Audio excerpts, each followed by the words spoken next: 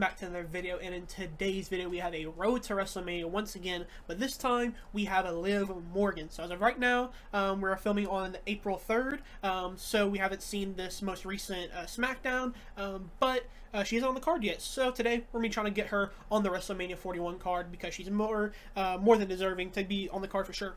Yeah, for sure. She's had just a great year in general. Obviously, she's held the world title. Now she's a tag team champion as well with Raquel.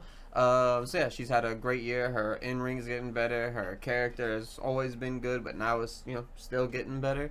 Yeah, exciting to see what your story is. Yeah. Do you want to start off, or you want me to start off? Sure, I can start it. All right. So for mine, we have Liv Morgan's Road to WrestleMania starts on Monday Night Raw, where we see Liv Morgan and Raquel defeat the KCs, but then giving them a beatdown after the match is over. But then suddenly the lights go out shortly before coming back on, and Raquel is in the ring alone, and Liv is out of sight, leaving Raquel and everyone watching confused. And that's how the show goes off. And everyone's talking on Twitter. What's happened to Liv? Why did she disappear? What exactly is happening?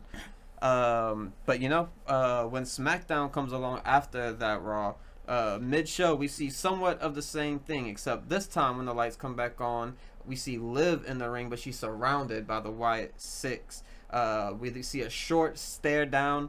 However, we hear entrance music hit, and that is Alexa Bliss. She comes down to the ring and she introduces herself as part of the Wyatt Six. And Alexa Bliss, she tells Liv that she's basically calling her shot at WrestleMania. She wants her tag team titles with Nikki Cross, of course, and she starts explaining everything that she's done over the past month, such as stealing Dom from Rhea, attacking Rhea with a bat at NXT, eliminating her from the Rumble, and that basically just leaves Liv with no choice but to just kind of run away in that point, because she's surrounded by all these people. Alexa's just kind of battering her on TV a bit, so she just runs away. And obviously she's a little nervous about her upcoming match. All this just happened to her with all the Wyatts around her. They're big guys, and there's this creepy Nikki Cross here, and then Alexa Bliss, of course. So Liv and Raquel start a plan where they're gonna try to take out Alexa Bliss on the final SmackDown before WrestleMania to stop their upcoming match. However, when that SmackDown comes around, they try to do that plan. Alexa and Nikki were ready for it, end up trapping Liv and Raquel with the Wyatts surrounding them once again backstage. Alexa cuts a promo once again saying how she was so brave during everything that Liv done in the past with Rhea and everything that she did to get those tag team titles, but now they're cowards whenever the odds are not in their favor. And they once again, the two are in shock from their plan not working, and they just run away because they essentially have no choice in that moment with everyone surrounding them.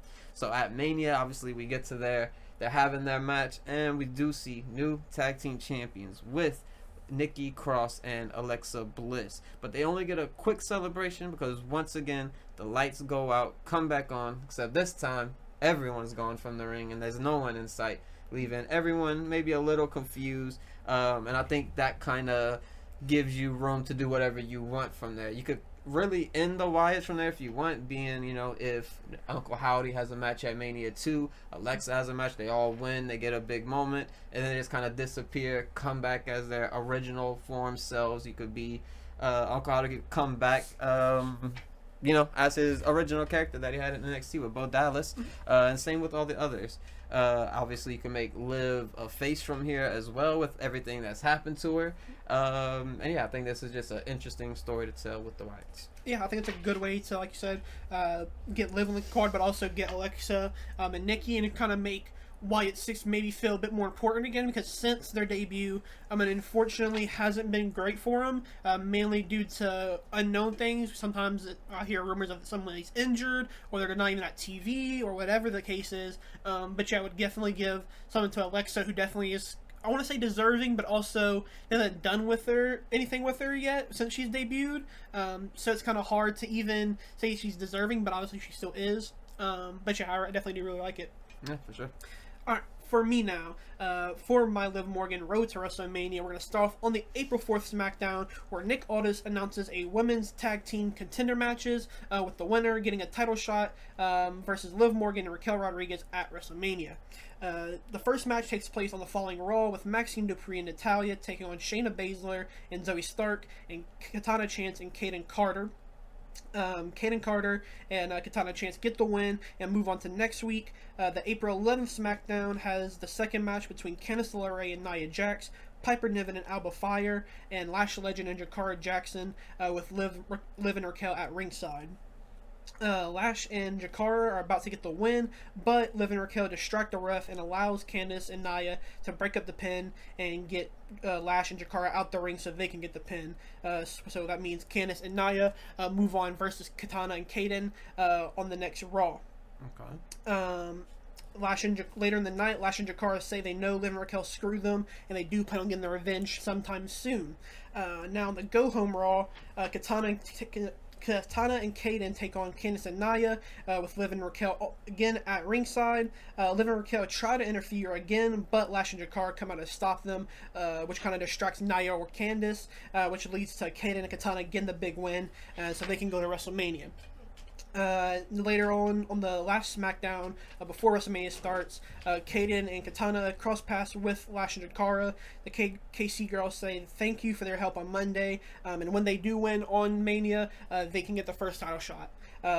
Lash and Jakara are just happy about that because they kind of got respect for once from somebody, and so yeah, it can kind of go a long way. But before they can leave the area, Liv and Raquel attack them from behind, and obviously Liv would walk away doing her famous laugh at this point. And then at WrestleMania, Liv and Raquel take on Kaden and Katana, but unlucky for the KC girls, Liv and Raquel do pull up the win, which can also lead to KC girls maybe doing something, even maybe a split, to maybe get them to do something big, or at Backlash you can run Jakara and Lash Legend versus Liv and Raquel to get their revenge, and kind of gives them a way to get like a good call up so it makes sense for them to get called up, and then also just a big moment to be feuding with Liv Morgan. They can kind of drop the belts to make them big stars, and Liv Morgan could have done, one of the good things you can do in wrestling is putting somebody else over while also getting yourself more over as well.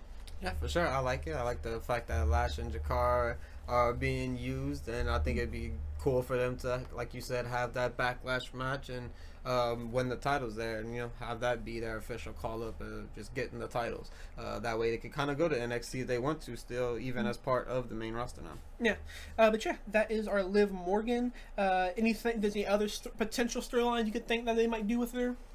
I mean, you could always kind of throw her in that IC picture and kind of just make it a triple threat fatal four-way, whatever it may be, with Bayley, Lyra, or Bayley, Lyra, and Roxanne. So I think that's a potential there. What night do you think the match would be on for WrestleMania? On night 1 or night 2, you think?